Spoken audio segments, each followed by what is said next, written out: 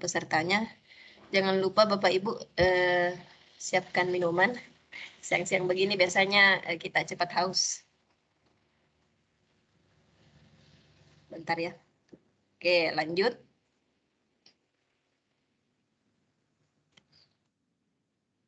Bapak Ibu jangan lupa screenshot, kemudian di-upload ya Bapak Ibu di Teams. Nah, kita lanjutkan. Saat ini kita hidup dalam masyarakat yang terhubung, di mana internet memberi kita beberapa cara untuk terhubung dan berkomunikasi dengan orang-orang di seluruh dunia. Bahkan mungkin ada di antara Bapak Ibu di sini yang punya kenalan di luar negeri atau punya teman yang kuliah di luar negeri. Kan otomatis biasanya kalau mau komunikasi bisa menggunakan misalnya WhatsApp atau menggunakan Skype atau sebagainya.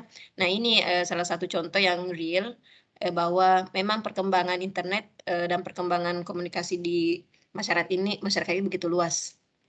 Kita lanjut. Dengan perkembangan terbaru seperti teknologi cloud dan ponsel pintar atau smartphone, orang sekarang dapat mengakses internet dan terlibat dalam berbagai bentuk komunikasi saat bepergian. Lanjut.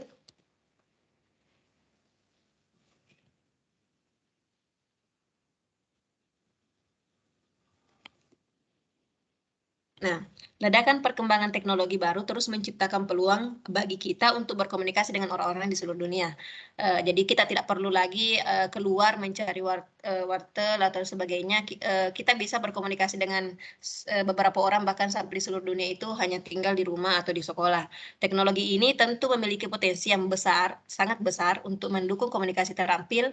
Di sisi lain menempatkan atau menuntut guru untuk mempersiapkan peserta didik menggunakan alat dengan cara yang tepat. Oke, lanjut. Jadi bisa dilihat ya Bapak Ibu di sekitar, tidak terlalu jauh di sekitar Bapak Ibu perhatikan dulu di awal-awal sebelum pandemi itu kita masih anggap kurang lah peserta didik yang menggunakan handphone atau anak-anak di bawah umur yang menggunakan handphone. Nah, setelah terjadinya pandemi, kita lihat perkembangan atau tingkat penjualan bahkan smartphone itu meningkat terlalu tajam karena ini menuntut mereka untuk mengikuti perkembangan yang ada. Jadi kita dilarang lagi untuk mengadakan pertemuan tatap langsung, kemudian dialihkan seketika menjadi pertemuan jarak jauh yang menyebabkan orang tua mulai mungkin ada yang beberapa yang terpaksa mengadakan agar anaknya itu bisa mengikuti pembelajaran. Nah, sayangnya alat-alat canggih ini hanya terbatas pada penggunaan fitur obrolan sederhana. Kalau kita mungkin beberapa sekolah saat pandemi ini hanya menggunakan WhatsApp group. Nah, di mana orang mengirim teks atau bahkan menggunakan tweet tunggal dengan topik yang tidak terlalu terkait. Jadi padahal peserta didik ini sebenarnya dapat memanfaatkan alat ini untuk berkomunikasi dan terlibat dalam proyek yang lebih sesuai dengan misalnya yang ditentukan oleh gurunya di kelas pada saat pembelajaran. Jadi itulah tadi penggunaan dari alat-alat yang canggih yang sebenarnya bisa kita kembangkan sesuai dengan kebutuhan. Lanjut, peserta didik tidak lagi terbatas berkomunikasi hanya dengan kata-kata tertulis. Mereka bahkan bisa menyertakan atau mengupload gambar, file audio atau video, kemudian bisa mendiskusikannya dengan komunitas yang lebih luas. Jadi komunikasi multimodal seperti itu memungkinkan mereka untuk menemukan media yang paling cocok untuk mereka gunakan ketika akan menyampaikan suatu pesan. Kita lanjut, teknologi ini memungkinkan peserta didik untuk berbagi pandangan mereka dengan audiens yang berada di luar lingkungan sekolah mereka.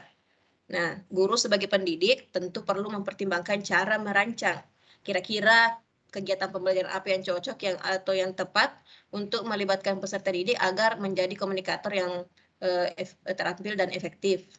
Oke, materi selanjutnya kita ke gagasan besar dari komunikasi terampil.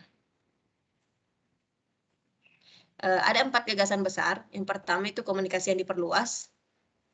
Yang kedua, multimodal. Yang ketiga, membutuhkan bukti pendukung. Dan yang keempat, komunikasi untuk audiens tertentu. Jadi ini keempat gagasan ini sudah disampaikan di video yang tadi. Kita hanya bahas lebih yang pertama, komunikasi yang diperluas. Peserta didik menggunakan komunikasi yang diperluas ketika mereka menunjukkan serangkaian ide yang terhubung, bukan hanya pemikiran tunggal atau sederhana. Nah, dalam karya tulis, komunikasi yang diperluas setara dengan satu atau beberapa paragraf lengkap, bukan kalimat atau bentuk frasa. Di media elektronik, komunikasi yang diperluas dapat berupa serangkaian video yang menggabungkan multi adegan yang menjadi satu kesatuan untuk bercerita, bukan hanya sekedar iklan singkat yang menggambarkan suatu produk. Nah, pertimbangan utama komunikasi yang diperluas itu yang pertama, dapat dilakukan secara lisan, tetapi harus ada hasil nyata yang mengharuskan peserta didik untuk menghubungkan ide-ide yang mereka diskusikan.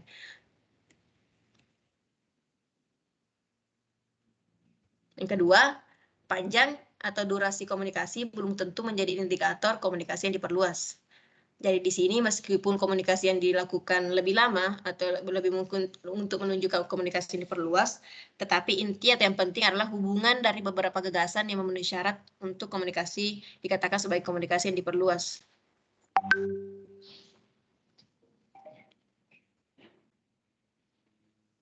Silakan Bapak Ibu lihat dulu, coba-coba menjawab pertanyaan ini. Untuk nomor 1, peserta didik memposting komentar satu kalimat di forum diskusi Canvas untuk menanggapi artikel berita pilihan mereka. Yang kedua, peserta didik menulis surat kepada editor untuk menanggapi artikel berita terbaru pilihan mereka. Kira-kira jawabannya untuk nomor 1 dan 2 Bapak Ibu boleh dicoba-coba dulu.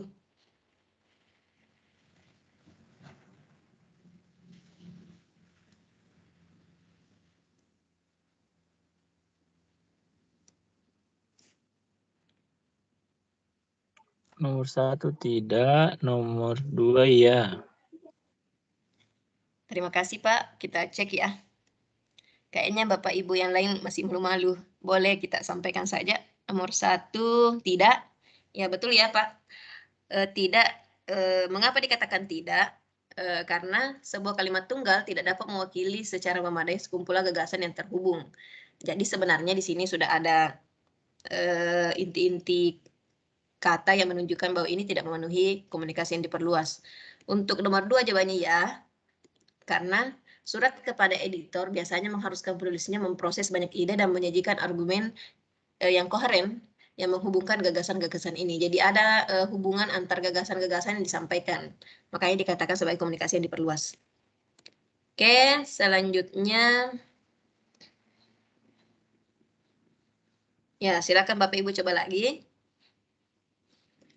Peserta didik berpartisipasi dalam webinar dengan penulis buku di mana mereka menyajikan tinjauan rinci tentang buku penulis, lalu menjawab pertanyaan lanjutan yang diminta oleh penulis. Yang kedua, peserta didik berpartisipasi dalam webinar dengan penulis buku di negara bagian lain, kemudian mengajukan pertanyaan lanjutan.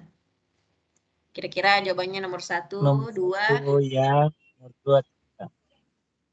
Oke, terima kasih ya Bapak Ibu. Kita langsung saja. Ya, betul ya. Mengapa ya? Karena siswa atau peserta didik di sini mengkomunikasikan seperangkat ide yang terhubung. Kemudian mereka berkomunikasi dengan membuat pertanyaan-pertanyaan tentang gagasan yang terhubung itu. Oke, lanjut. Nomor 2 tidak. Betul ya. Karena tindakan mengajukan pertanyaan ini tidak menuntut siswa atau peserta didik untuk mengkomunikasikan sekumpulan ide yang terhubung. Jadi peserta didik sini hanya mengajukan pertanyaan. Lanjut ya. Ya, ini masih ada. Bapak Ibu perhatikan soal-soal seperti ini ya. Oke, nomor 1 jawabannya apa? Nomor 2 kira-kira apa jawabannya Bapak Ibu?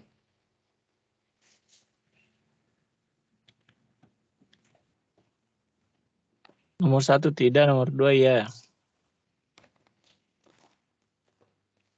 Oke, kita coba ya. Terima kasih Pak. Oke, betul. Nomor 1 tidak.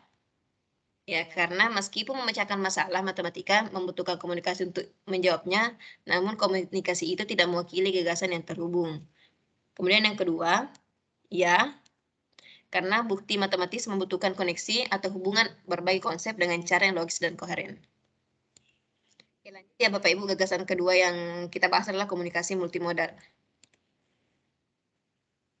Nah, Komunikasi yang bersifat multimodal jika mencakup lebih dari satu jenis mode atau alat komunikasi yang digunakan untuk mengkomunikasikan pesan yang koheren.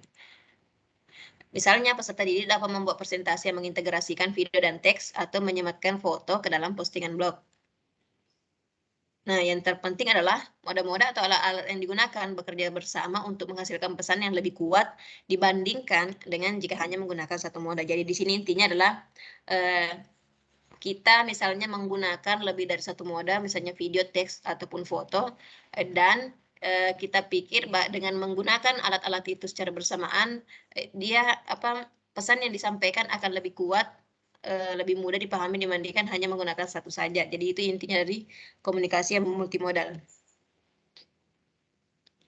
Nah, jika kegiatan belajar memberikan kesempatan kepada peserta didik untuk memilih mode atau alat yang akan mereka gunakan untuk komunikasi, maka dianggap sebagai peluang komunikasi multimodal.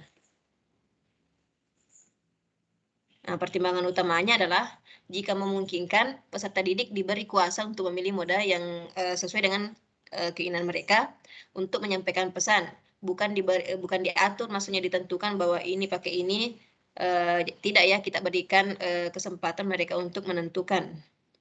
Kemudian, karena tujuan komunikasi multimodal adalah untuk membangun pesan koheren yang lebih kuat daripada hanya mode tunggal, pilihan mode atau alat yang digunakan oleh peserta didik adalah elemen yang terpenting dalam mengembangkan komunikasi terampil di abad 21 atau 21st CLD. Nah, coba-coba lagi Bapak Ibu jawab. Silakan dijawab ya. Kira-kira nomor 1 jawabannya apa Bapak Ibu? Nomor 2?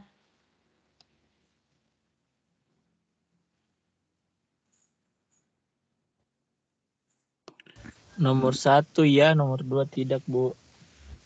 Oke, terima kasih Bapak Ibu. Kita lihat langsung jawabannya ya. Nomor 1 benar ya. Mengapa? Karena mereka memiliki pilihan atas mode yang akan digunakan. Jadi, yang kedua jawabannya tidak, betul ya. Karena mereka tidak memiliki kendali atas penggunaan mode yang akan mereka gunakan. Oke, kita lanjut.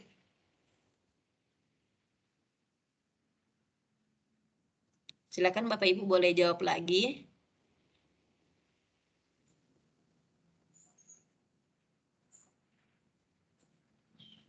Nomor 1 tidak, nomor 2 ya.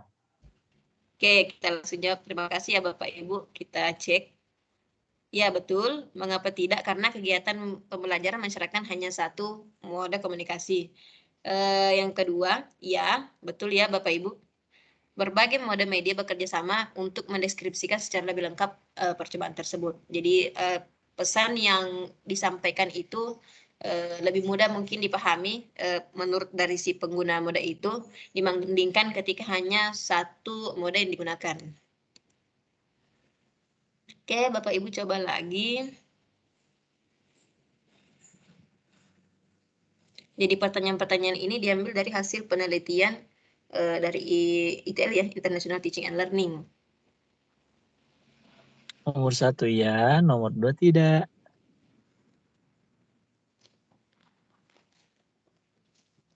Oke, terima kasih Bapak Ibu, kita jawab. Ya, betul ya, nomor 1 ya. Jadi ini jelas sekali, bisa kita lihat dari kata-kata yang ditulis. Karena peserta didik membuat podcast tentang badai untuk kelas jurnalisme dan mengarahkan pemirsa ke halaman web pendukung yang berisi foto-foto yang membantu mereka memvisualisasikan aspek badai. Yang kedua, tidak. Karena hanya menggunakan satu saja mode yang mereka gunakan dalam itu. Oke, lanjut ya. Kita lanjutkan untuk gagasan besar yang ketiga, memberikan bukti pendukung. Oke. Jadi komunikasi membutuhkan bukti pendukung ketika peserta didik harus menjelaskan ide-ide mereka atau mendukung tesis mereka ataupun gagasan yang mereka ingin sampaikan. Lanjut. Pertimbangan utamanya adalah yang pertama, untuk memberikan bukti pendukung, peserta didik harus menggunakan seperangkat fakta yang mengkomunikasikan sudut pandang, bahkan sampai membuat prediksi atau menarik kesimpulan. Kedua, setiap bukti yang digunakan harus mendukung atas klaim yang mereka buat. Nah, agar memenuhi syarat sebagai bukti pendukung, kegiatan pembelajaran harus juga memenuhi persyaratan untuk komunikasi yang diperluas dan multimodal. Jadi sebelum sampai ke bukti pendukung, tentu saja kegiatan pembelajaran itu juga harus memenuhi syarat komunikasi yang diperluas dan multimodal. Oke, lanjut. Silakan Bapak Ibu coba-coba jawab. Kira-kira nomor 1 jawabannya apa, nomor 2 jawabannya apa. Apakah berikut ini peserta didik memberikan bukti pendukung? Nomor 1 tidak, nomor 2 ya. Oke, terima kasih Bu. Tidak, Kita nomor coba 2 ya. ya. Oke, terima kasih Bapak Ibu ya, kita lihat. Jawabannya tidak muncul ya. Jadi jawaban nomor 1 itu tidak, karena peserta didik hanya menurunkan persamaan ya, tidak menampilkan bukti pendukung. Nah, nomor 2, peserta didik mendeskripsikan turunan persamaan matematis secara lisan atau tertulis. Jadi dia di situ peserta didik untuk mendeskripsikan itu membutuhkan tentunya bukti agar bisa dia deskripsikan di depan guru atau misalnya di depan umum. Oke, lanjut.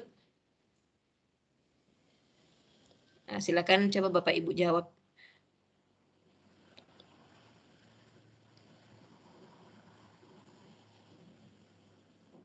Kira-kira jawabannya nomor 1. Nomor 1 ya, nomor 2 tidak. Ya, betul ya Bapak Ibu. Nomor 1 ya, mengapa?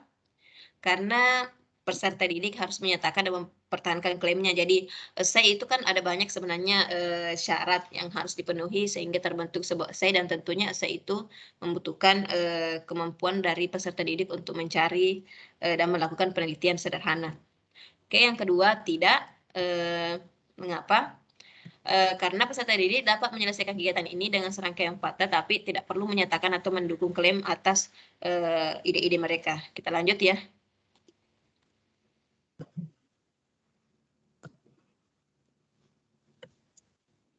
Ya, silakan Bapak Ibu coba jawab lagi. Jadi ini soal-soal seperti ini sebenarnya kelihatan sederhana ya. Tapi ini berdasarkan hasil penelitian.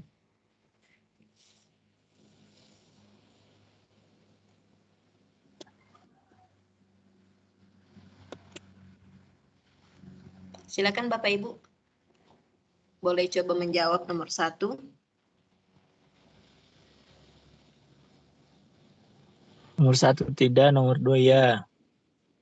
Oke, kita lanjut ya Bapak Ibu. Terima kasih. Ya, betul jawabannya tidak. Mengapa?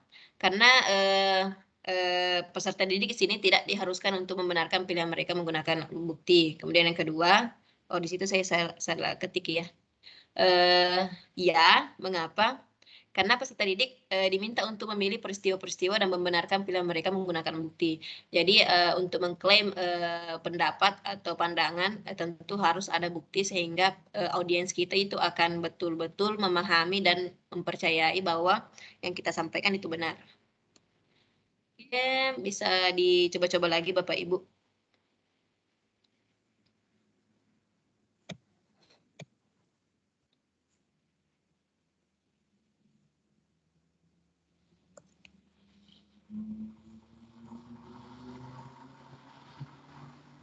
Nomor 1 ya, nomor 1 tidak. Nomor 1 ya, nomor 2 tidak.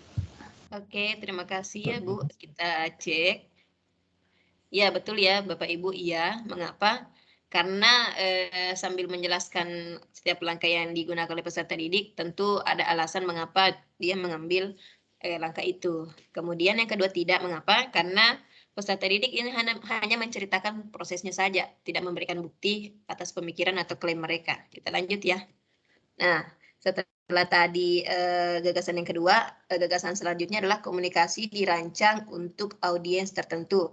Jadi tadi di video mungkin Bapak Ibu sempat dengar particular audience ya. Jadi itu sama dengan maksudnya komunikasi yang dilakukan itu punya audiens tujuan atau ada yang dituju dari kegiatan komunikasi yang dilakukan oleh manusia atau peserta didik. Kita lanjut. Ya, jadi peserta didik diharuskan merancang komunikasi untuk audiens tertentu. Mereka harus memastikan bahwa komunikasi sesuai dengan pembaca, pendengar, pemirsa, atau orang lain, atau netizen mungkin yang berkomunikasi dengan mereka. Nah, tidak hanya berkomunikasi dengan audiens umum yang di internet saja, mereka harus memikirkan kelompok tertentu dengan kebutuhan khusus agar komunikasi mereka tepat. Jadi dalam melaksanakan komunikasi sebelumnya itu pasti kita akan berpikir kira-kira yang saya sampaikan ini untuk siapa. Jadi itu ya maksud dari audiens tertentu itu. Jadi bukan dikatakan menyampaikan pendapat di depan umum. Lanjut, saat berkomunikasi dengan audiens tertentu, peserta didik harus memilih alat, konten, atau gaya yang mereka gunakan untuk menjangkau audiens. Jadi maksudnya di sini adalah kita sebagai orang yang membutuhkan tentunya akan berusaha untuk mencari cara kira-kira audiens ini menariknya seperti apa supaya mereka itu tertarik mendengarkan atau saat kita berkomunikasi dengan mereka. Ya, mereka juga diminta untuk mempertimbangkan alat apa yang dapat digunakan audiens, informasi yang relevan, kemudian formalitas atau informalitas bahasa. Jangan sampai kita melaksanakan kegiatan pembelajaran yang kemudian mungkin tujuan pembelajarannya itu kita terkait dengan masyarakat sekitar yang bahasa daerah, kemudian kita gunakan bahasa yang tidak mereka pahami ya. Jadi kita audiensnya itu kita perlu pertimbangkan kira-kira yang mereka butuhkan supaya tujuan kita tercapai itu apa. Jadi itu maksud dari ini ya. Bapak Ibu, kita lanjut. Agar memenuhi syarat untuk gagasan ini, aktivitas pembelajaran menentukan audiens tertentu di mana peserta didik diizinkan untuk memilih audiens sendiri. Jadi misalnya peserta didik dapat mengembangkan beberapa jenis presentasi untuk mengajar peserta didik yang lebih mudah tentang cara membagi pecahan. Jadi ini hanya contoh, Bapak Ibu bisa kembangkan sendiri. Kemudian mereka harus memutuskan media apa yang digunakan untuk menjangkau audiensnya dan jenis bahasa serta konten apa yang akan dikaitkan dengan peserta didik atau audiens tertentu itu. Banyak guru yang mendapati bahwa untuk menentukan audiens dengan usia atau latar belakang yang berbeda dari peserta itu sendiri, untuk menekankan perlunya memikirkan audiens agar mereka dapat berkomunikasi sehingga mengetahui apakah mereka paham atau tidak. Nah, silakan coba Bapak Ibu jawab lagi soal ini ya Bapak Ibu. Apakah berikut ini peserta didik berkomunikasi dengan audiens tertentu? Nomor 1 kira-kira jawabannya ya atau tidak. Nomor 2.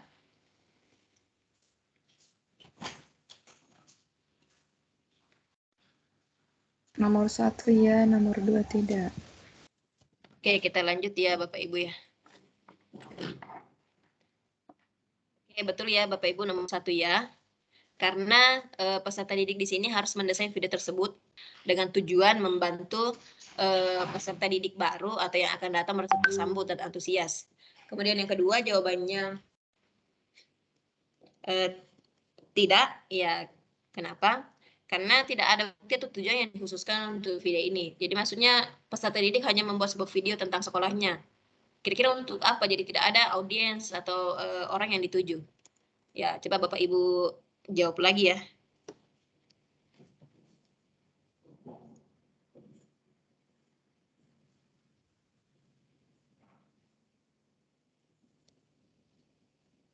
Nomor 1 tidak, nomor 2 ya. Oke, kita lihat ya Bapak Ibu ya. Oke, betul ya.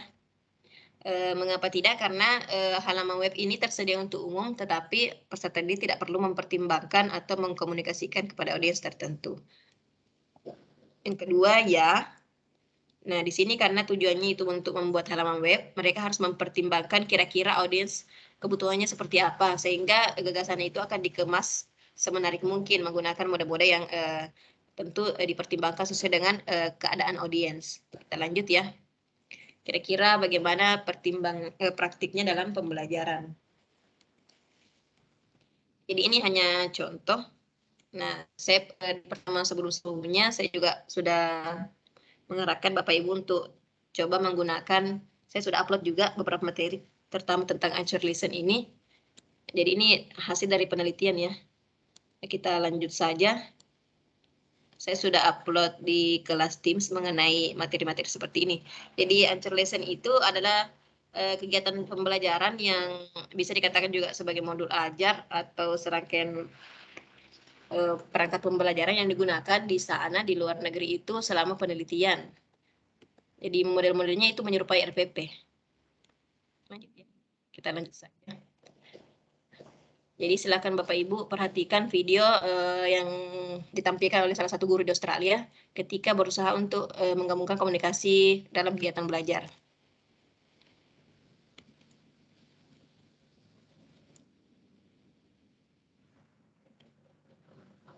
Bentar ya, saya cek dulu. Sepertinya tidak muncul linknya.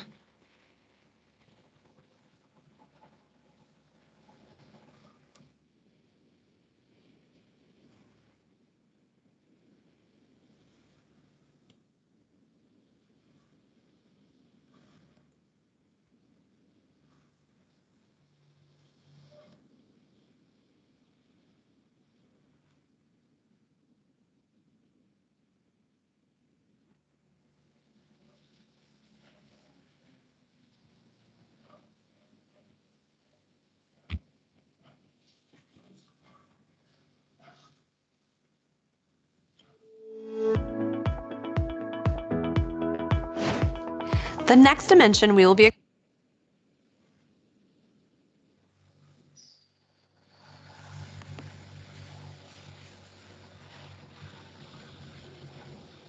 Sebentar ya Bapak Ibu, link yang saya masukkan di sini tidak terbaca. Saya cek dulu supaya bisa ditampilkan.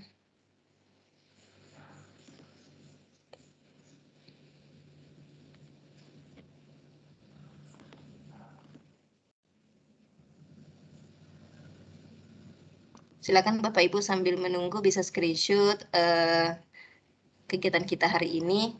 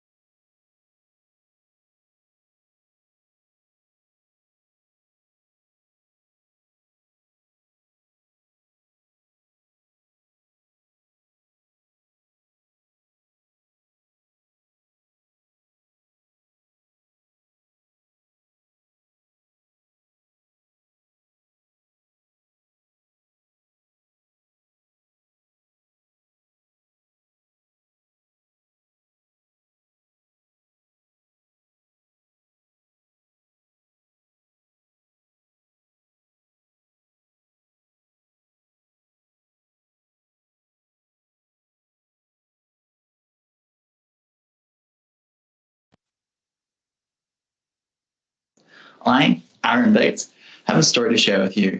In January 2021, Year 7 students walked through the gates of Brisbane South State Secondary College, the newest inner city school in Brisbane, Australia. Their learning story is unique. They are the foundation students of a completely digital school where books were deliberately left with the book list, and in their place, a stylus and a laptop which utilises Office 365 as the learning ecosystem. I teach students for their maths and science lessons. At the centre of the learning is our students. By focusing on the needs of the learner, lessons are designed with precise teaching to develop and refine 21st century learning skills, including skilled communication. In this video, I am sharing an example of how I've incorporated skilled communication and applied the 21st century learning design rubric to improve the learning experiences of my students. The learning experience I've chosen to share today comes from a micro course in marine science. This is a program unique to our school. Students, 6 days a semester, get to pick an area of their interest and they extend and refine their knowledge. So the lesson that we're talking about today comes just after a field trip. And in that field trip, I wanted the students to collect data on the ecosystems of the beautiful Moreton Bay. So my original idea, but how to communicate this. So this was, they were going to create a PowerPoint or a one-night poster. It's an excellent opportunity for students to embed and develop skilled communication. However, I wasn't quite there yet. So what I needed to do was I used the 21st century learning rubric, or the 21 CLD, to improve my lesson. Using the rubric, I made some changes to the final product that the students were going to create in the lesson. They were using multimodal tools such as PowerPoint, Sway, Flipgrid, or OneNote to present their information. They were required to draw conclusions by comparing data collected from the 2 locations that they collected field data on, and that to support their comparison with evidence and data collected in the field. The design presentation now was required to inform and convince their peers of an important issue within Moreton Bay. As a class, they're going to use that to take action and support each other in learning more about Moreton Bay. The 21st Century Learning Design rubric provided an opportunity to take a baby step to help improve the design of my learning experience and develop my students' skilled communication. Coding of experiences continually helps educators to reflect and refine learning opportunities to create authentic, rich, and irresistibly engaging experiences that meets the needs of our young learners today.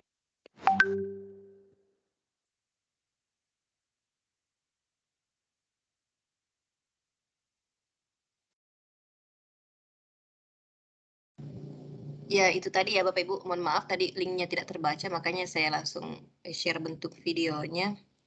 Kita lanjut untuk di PowerPoint-nya lagi.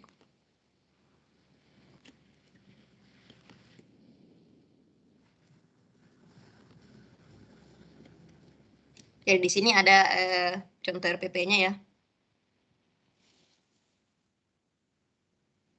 Ini hanya referensi untuk sekarang ini istilah-istilahnya sudah berbeda. Ini contoh yang diambil dari luar. Jadi capaian pembelajarannya seperti ini. Kita lanjut saja. Saya nanti akan upload ketika Bapak Ibu mau lihat sebagai referensi ya. Oke, kita lanjut.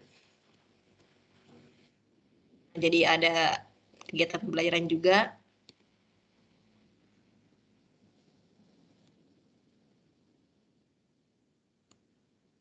Kita lanjut saja ya.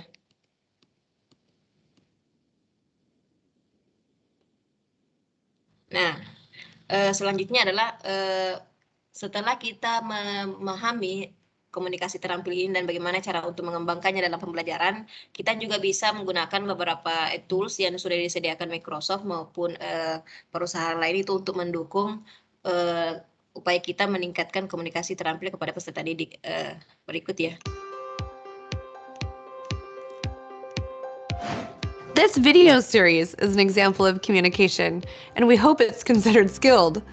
We've used Microsoft tools to script, create, film, and produce this series. For learners everywhere, Microsoft offers many tools to support learners in this dimension.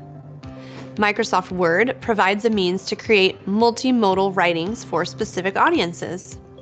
The Dictate feature allows learners to apply speech to text to author content. The Editor feature in Word brings out the best writer in every learner, offering corrections for spelling and grammatical errors, as well as suggestions for conciseness and other refinements. PowerPoint is also a powerful tool for multimodal presentations. Its Designer feature helps learners create attractive, professional-looking presentations, while the Rehearse with Coach feature, found in the slideshow ribbon, helps learners practice their presentations before presenting to a live audience. Additionally, with PowerPoint Online, learners can use the same Dictate features available in Word. When presenting to their audience, learners have the option to enable subtitles and use the Present Live feature to create an interactive presentation with subtitles. Sway is another great tool for creating multimodal presentations that can be shared online. Finally, video and audio calls through Microsoft Teams allow learners to connect with specific audiences when they are ready to share their ideas.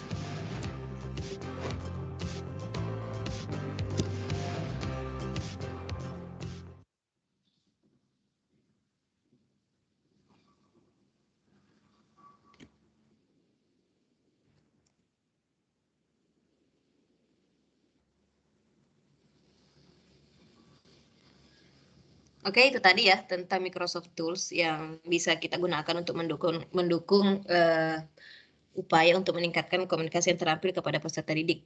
Jadi ada banyak sekali yang sudah disampaikan tadi. Kemarin juga kita sudah bahas singkat tentang Microsoft Sway. Juga tadi dijelaskan penggunaan PowerPoint, Word, dan Teams.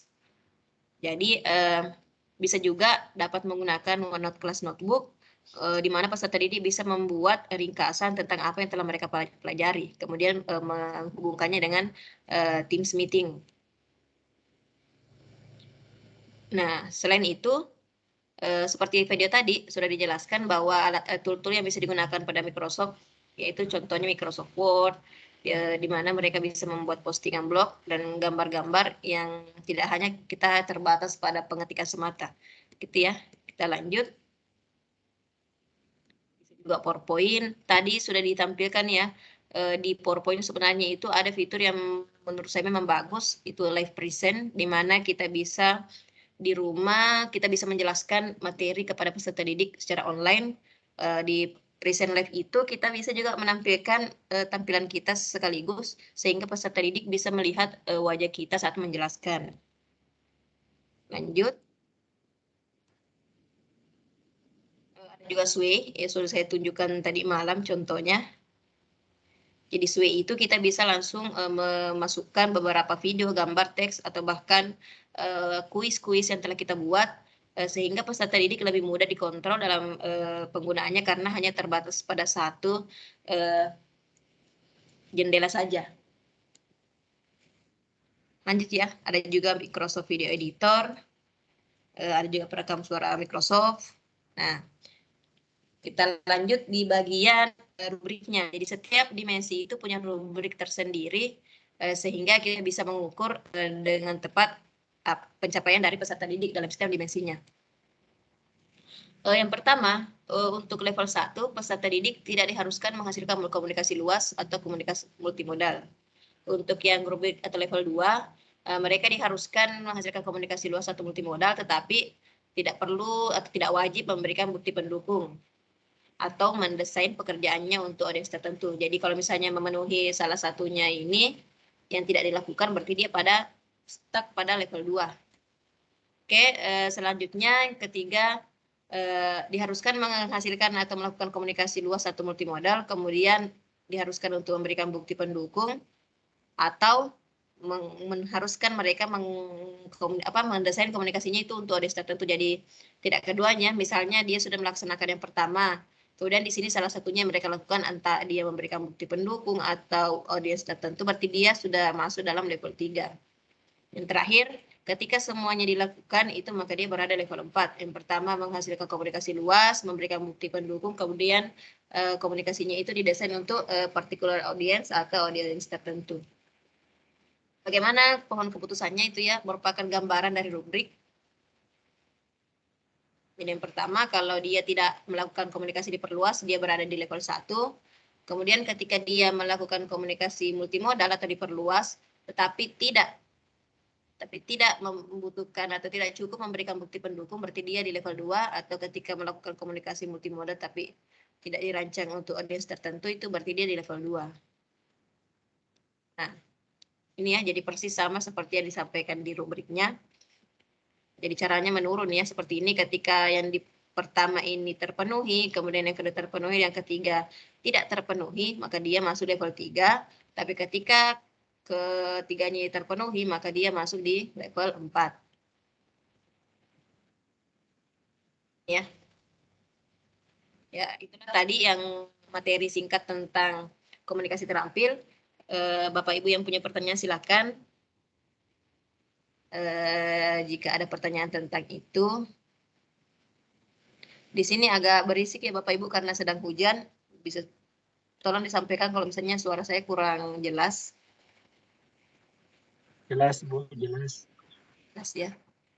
Oke, silakan Bapak Ibu yang punya pertanyaan tentang materi kita hari ini. Jadi komunikasi yang terampil ini intinya adalah bagaimana peserta didik ya melakukan komunikasi. Yang pertama dia misalnya apakah komunikasinya diperluas, apakah di multimodal, bukti pendukung, atau sampai pada tadi yang terakhir itu audiens tertentu. Jadi tentunya kalau kita berkomunikasi, kita sudah menentukan kira-kira kepada siapa kita sampaikan itu pesan kita. Jadi itu intinya ya.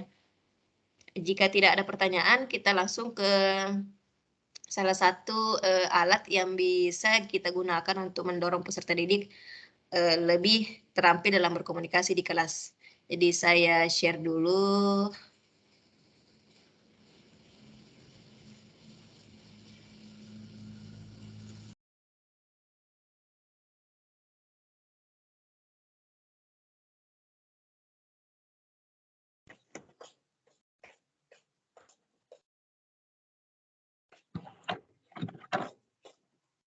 Panas itu, anak panas. Bentar dulu.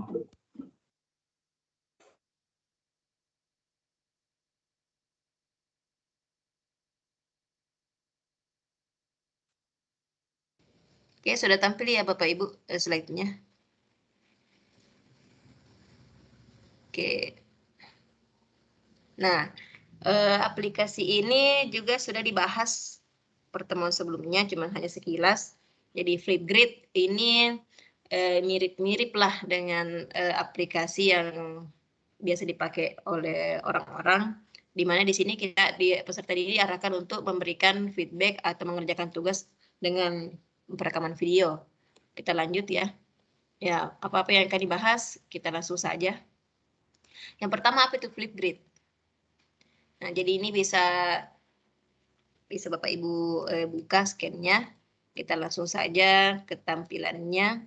Jadi Flipgrid itu sejenis platform diskusi video yang membantu pendidik melihat dan mendengar dari setiap peserta didik di kelasnya dengan menumbuhkan lingkungan belajar sosial menyenangkan dan mendukung. Nah, biasanya kan anak-anak itu atau peserta didik itu lebih tertarik kalau kita berikan tugas yang terkait dengan video-video atau semacamnya yang memang membutuhkan misalnya penggunaan smartphone. Ya, sedikit penjelasan tentang Flipgrid.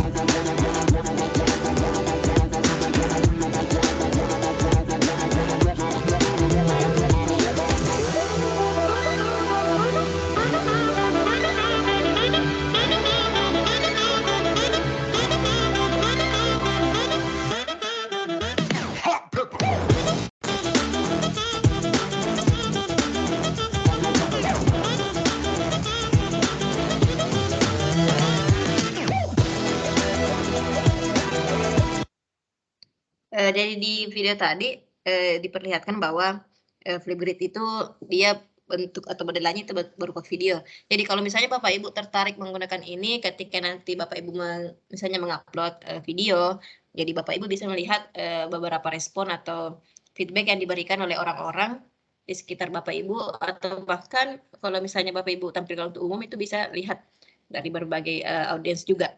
Kita lanjut ya. Sebenarnya apa itu Flipgrid?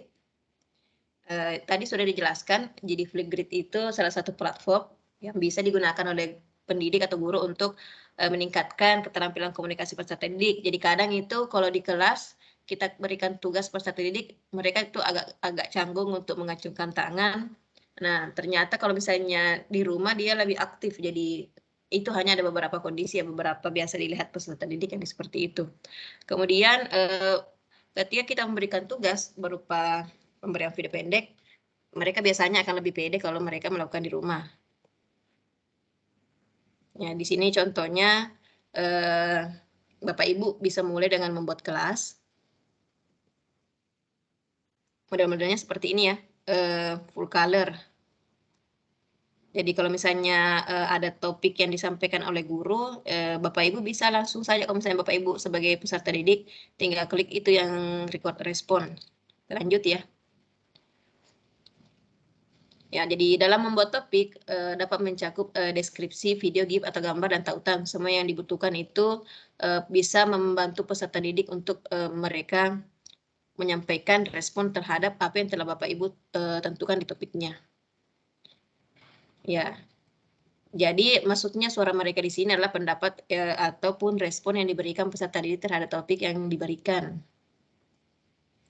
Jadi caranya tinggal kita salin saja tautannya, kemudian kita bisa bagikan misalnya di Microsoft Teams, bisa juga kalau yang Bapak Ibu lebih menggunakan Google Classroom, jadi tinggal disalin, kemudian nanti peserta didik bisa tinggal klik dan masuk ke portalnya tadi atau platformnya. Nah, peserta didik dapat mengakses ini di komputer manapun dengan menggunakan webcam ataupun di tablet, bahkan di smartphone juga bisa. Nah, kita lanjutkan. Jadi membuat akun di Flipgrid itu gratis ya. Saya sudah buat beberapa hari yang lalu. Kemudian saya menggunakan akun dari Microsoft. Jadi Bapak Ibu juga bisa menggunakan akun Google, akun Microsoft. Jadi setelah masuk, kita kemudian dimunculkan tampilan pertama untuk membuat grup. Jadi grup atau kelompok adalah komunitas belajar yang ditentukan oleh Bapak Ibu ya. Ya, kita lanjut. Jadi grupnya itu bisa Bapak Ibu mau kreasikan sebanyak apa tergantung yang audiens yang Bapak Ibu tuju. Seperti ini tampilannya ya. Oke, lanjut.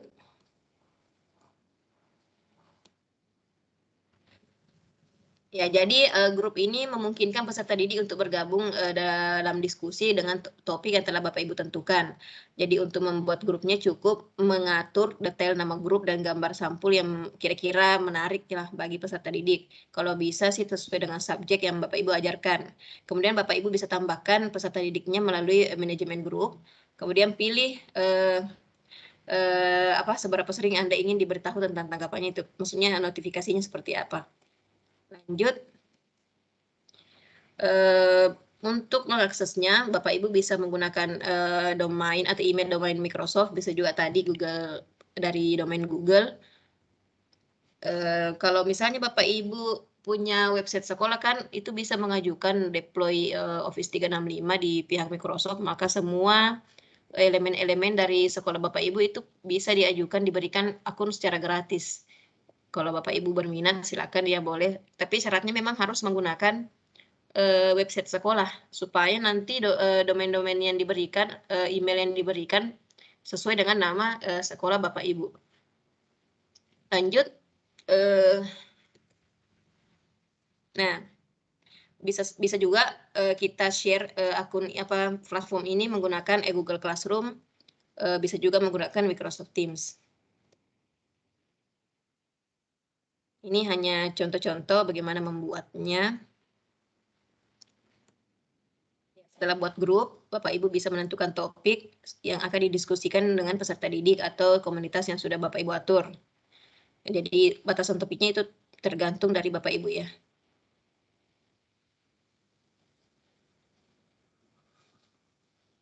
Ini hanya ilustrasi.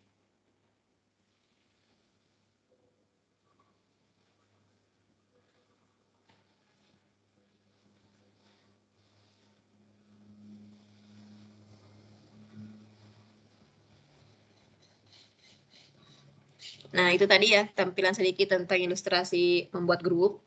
Kemudian bagaimana cara memberikan record. Ya, setelah membuat grup,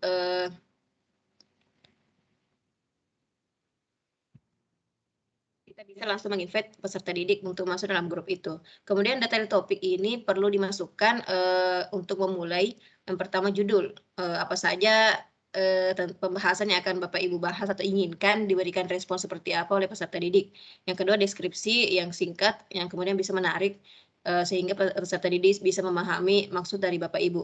Kemudian yang ketiga media topik, fokusnya untuk percakapan ini bisa untuk membantu peserta didik memahami dengan memberikan lampiran video, foto.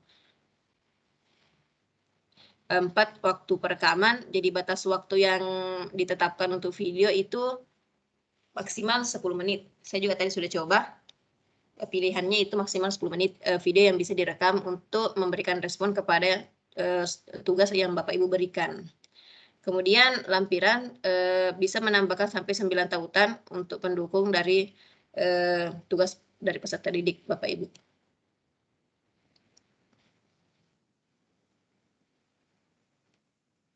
Ya, setelah Bapak Ibu membuat topiknya, kemudian bisa di-share ya melalui QR code atau menggunakan salin link yang lebih mudah. Bisa di-upload di Teams-nya, di Google Classroom kah, atau di Twitter, dimanapun yang bisa Bapak Ibu berikan kepada peserta didiknya, sehingga langsung tinggal diklik saja, langsung bergabung ke platformnya. Oke, lanjut ya. Bapak Ibu coba setelah ini bisa langsung mengakses di browser flipgrid.com, kemudian dimasukkan sign in, masukkan akun Microsoft atau akun Google-nya Bapak Ibu, kemudian secara otomatis akan terbentuk akun ketika Bapak Ibu sudah login. Bapak Ibu yang tertarik dengan Flipgrid bisa mengembangkan, bahkan di sini pihak Flipgrid itu sudah memberikan penyediaan sertifikat bagi Bapak Ibu yang mengembangkan penggunaan aplikasi ini. Jadi ada ceritanya level-levelnya, ada level awal. Jadi Bapak Ibu akan bisa diamati oleh pemilik Flipgrid, dikirimkan sertifikat ketika sering menggunakan ini. Kita lanjut ya, bagaimana berbagi respons. Jadi setelah membuat topik, bagikan ke peserta didik, kemudian peserta didik yang menemukan topik Bapak Ibu melalui kode, itu bisa langsung memberikan respon. Oke. Ya, tinggal kalau misalnya Bapak Ibu tidak memberikan link kepada peserta didik, hanya berupa kode kelas, mereka perlu mengakses Flipgrid terlebih dahulu, kemudian memasukkan kode yang Bapak Ibu berikan. Jadi lebih mudah sebenarnya kalau mereka menggunakan tablet atau smartphone saja atau handphone. Nah, contohnya yang silakan Bapak Ibu lihat videonya. Get started on Flipgrid in 3 easy steps. Step 1, join the discussion. Use the join link or enter the join code that was shared by your educator. Ta-da! You're in. Step 2, record a video with your response to the prompt. Use any of the Flipgrid camera tools and feel free to get creative. Explore, have fun, be yourself. Yeah, even like that. Then step 3, take a selfie and submit your video. That's it. It's that easy to complete an assignment in Flipgrid. Now watch the comments in your classmates' videos come in and the discussions take off. Let's start learning together.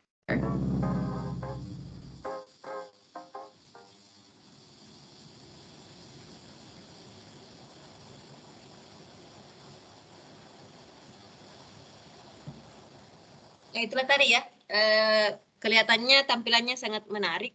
Bahkan tadi saya lihat ada filter-filter yang disediakan, jadi Bapak Ibu bisa menghapus background dari Bapak Ibu, atau bahkan bisa membuat tampilannya seolah-olah latarnya itu berganti sesuai dengan keinginan Bapak Ibu. Oke, lanjut. Jadi ketika pertama kali memperkenalkan Flipgrid kepada peserta didik, disarankan untuk memulai dengan hal yang sederhana dulu supaya mereka memulai perkenalan yang lebih mudah. Kita lanjut.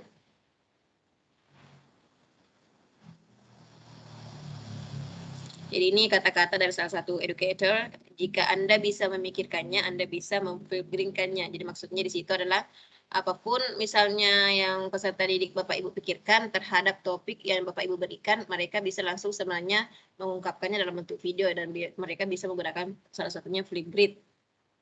Lanjut. Jadi dari pembicaraan hingga refleksi proyek hingga teman matematika global kelas silang hingga berbagi ilmu dan tradisi, ini salah satu yang mereka gunakan di sana. Selanjutnya, nah ini tampilannya ya.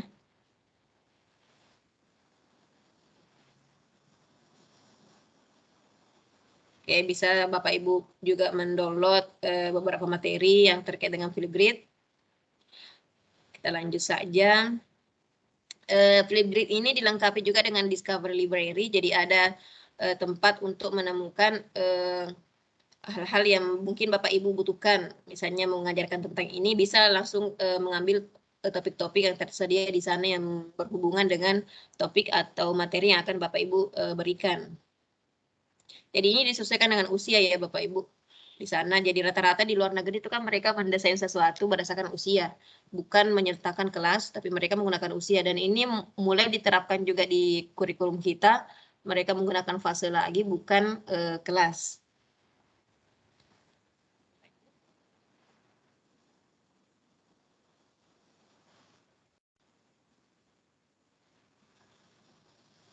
Ya, jadi Bapak Ibu bisa mengakses dari berbagai media ya.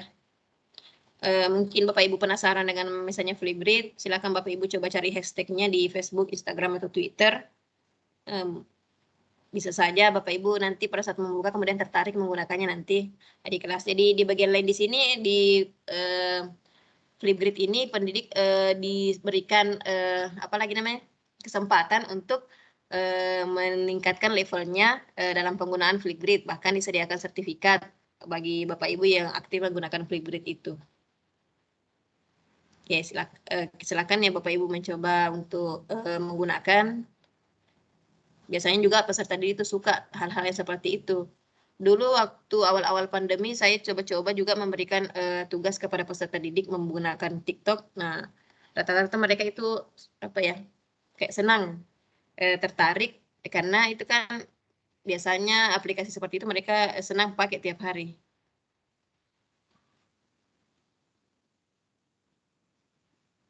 Ya, jadi ada panduan-panduan itu sudah disediakan, saya akan tampilkan nanti juga di materi.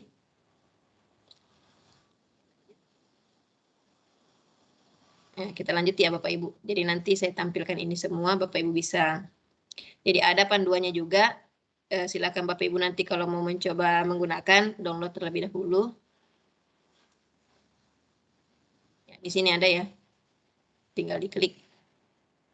Oke, lanjut. Nah, di sini ada refleksi bagaimana Anda akan menggunakan Flipgrid untuk melibatkan dan memperkuat peserta didik Anda dan mengapa perlunya respon dari peserta didik.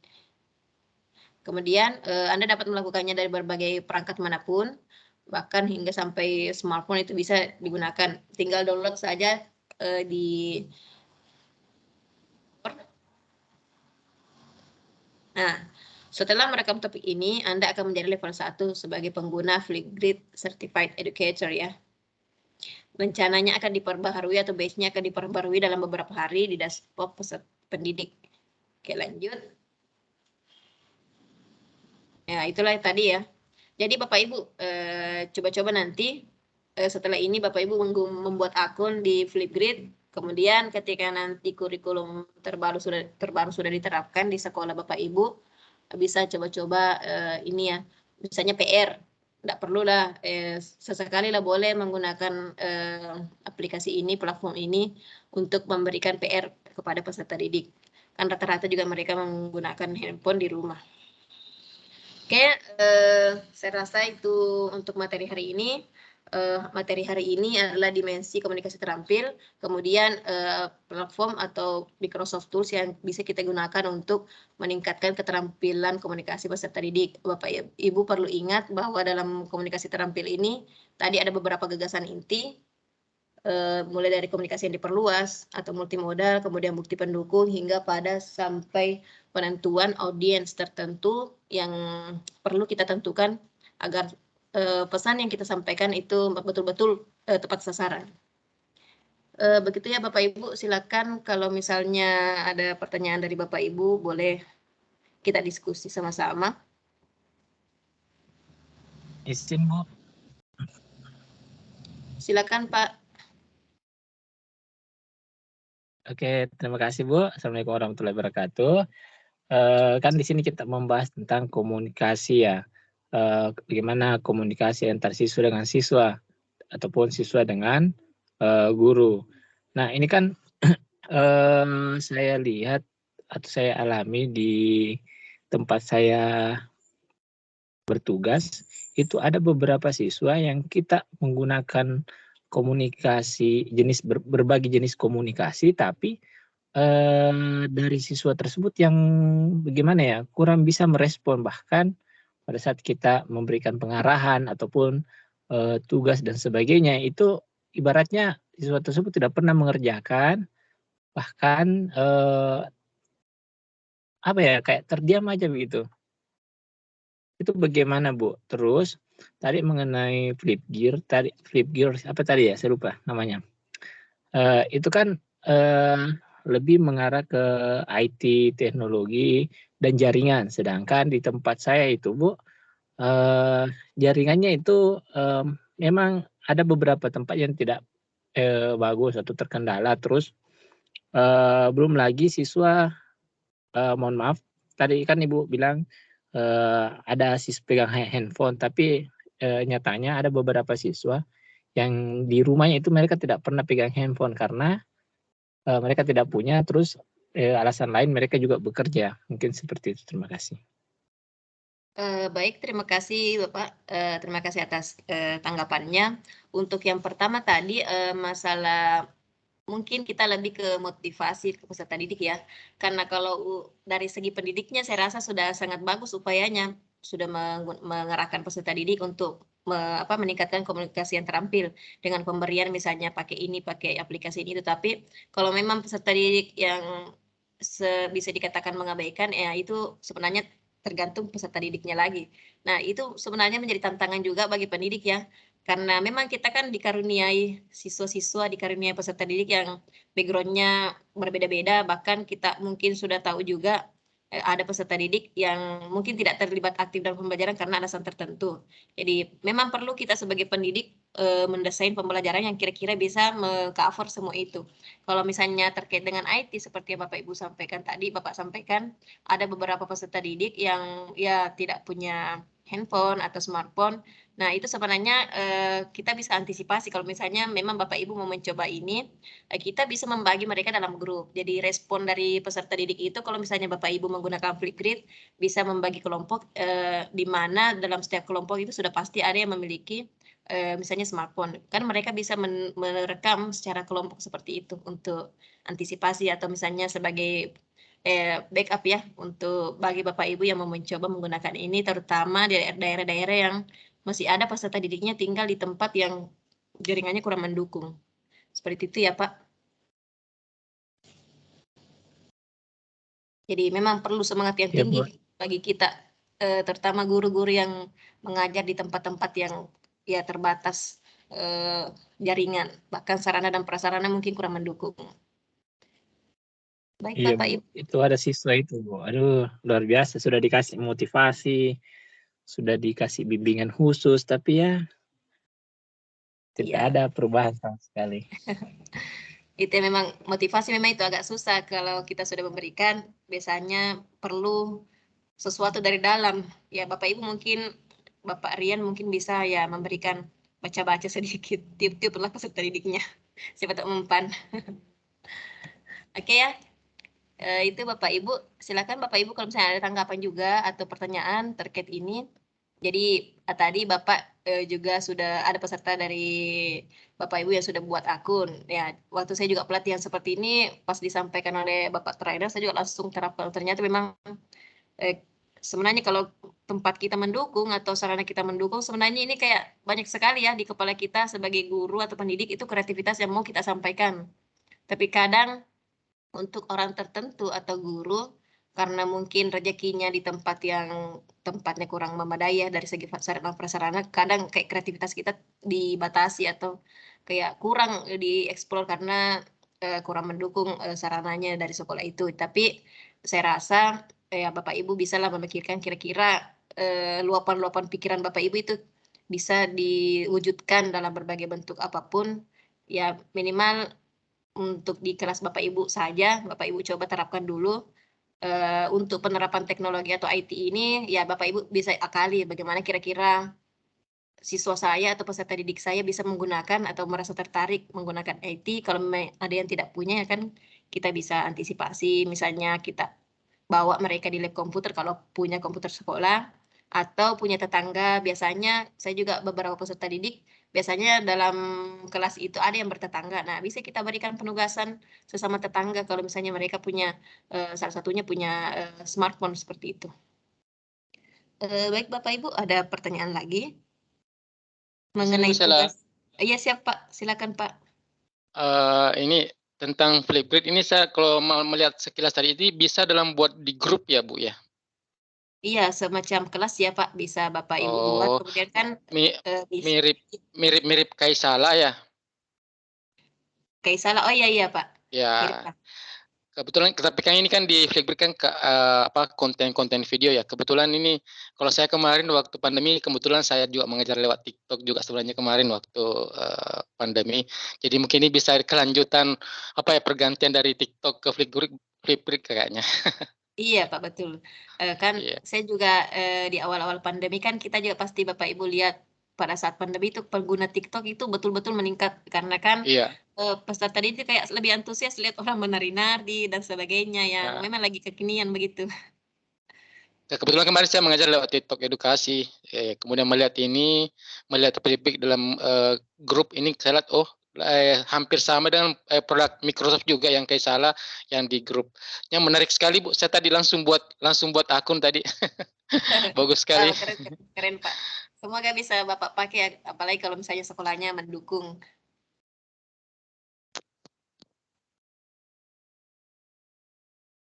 Oke, Bapak Ibu silakan. Saya juga awal-awal melihat Flipgrid ini betul-betul ya kayak keren sekali. Cuman ya semoga lah nanti ke depannya kita bisa pakai di sekolah. Karena kita tahu ya kalau di TikTok sebenarnya meskipun kita membatasi peserta didik hanya mengakses ini atau upload ini, kan di sana banyak sebenarnya gangguan-gangguan yang bisa mengganggu fokus dari peserta didik. Ya kalau Kaizala mungkin Bapak Ibu ya yang belum pernah pakai bisa lah, itu kan bagian dari Microsoft juga, bisa di-download di HP Bapak Ibu ya. Itu semacam grup juga. Oke Bapak Ibu ada mungkin pertanyaan, tanggapan atau saran-saran atau mungkin mau curhat tugasnya. Boleh, nanti dibantu kalau ada Saya kesulitan. belum ikut kerja, Bu. Siap, silakan dikerja Pak. Semangat Pak Rian. Semangat semuanya. Siapa? Jadi Bapak Ibu pasti sudah lihat kan tugas-tugasnya, itu insya Allah mudah-mudah kita hanya membaca materi yang sebenarnya sudah kita bahas juga di setiap webinar. Kemudian soal-soalnya paling ada 3-5 nomor yang bahkan itu kan bisa diperlihatkan juga jawaban yang benarnya kalau sudah menyelesaikan. Jangan lupa ya Bapak Ibu juga pada saat mengupload tugas jangan lupa klik yang turn in atau serahkan ya. Karena terkadang kita lupa untuk menyerahkan sehingga jawabannya atau tugasnya Bapak Ibu itu tertinggal di tempatnya masing-masing, belum sampai kepada penyelenggara seperti itu.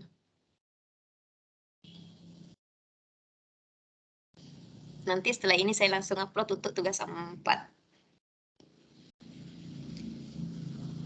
Ada pertanyaan Bapak Ibu? Kalau tidak ada, ya kita akhiri materi hari ini supaya Bapak Ibu juga bisa istirahat sambil mempersiapkan atau mengerjakan tugas-tugas.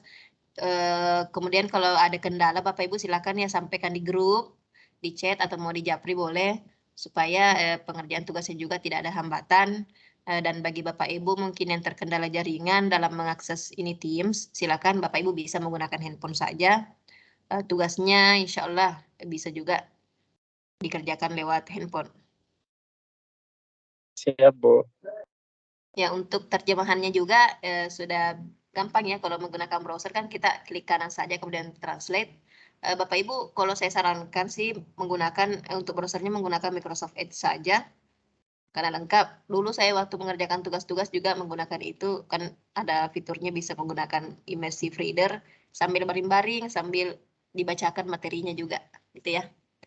Oke, itulah tadi materi kita hari ini, Bapak Ibu. Terima kasih atas kehadirannya hari ini. Semoga yang dibahas ini bisa bermanfaat bagi Bapak Ibu dan semoga juga Amin. bisa diterapkan di kelas atau di sekolah masing-masing. Terutama memang yang Bapak Ibu yang sudah memenuhi syarat lah sekolahnya untuk menerapkan IT secara keseluruhan. Jadi meskipun kita sudah tatap muka langsung, kan kita bisa mengarahkannya kepada penggunaan teknologi di kelas, gitu ya. Terima kasih sekali lagi Bapak Ibu, sehat selalu, jangan lupa tugasnya. Demikian hari ini, Assalamualaikum warahmatullahi wabarakatuh. Waalaikumsalam Waalaikumsalam warahmatullahi warahmatullahi wabarakatuh. wabarakatuh. Saya kira tadi jangan lupa tersenyum hari ini.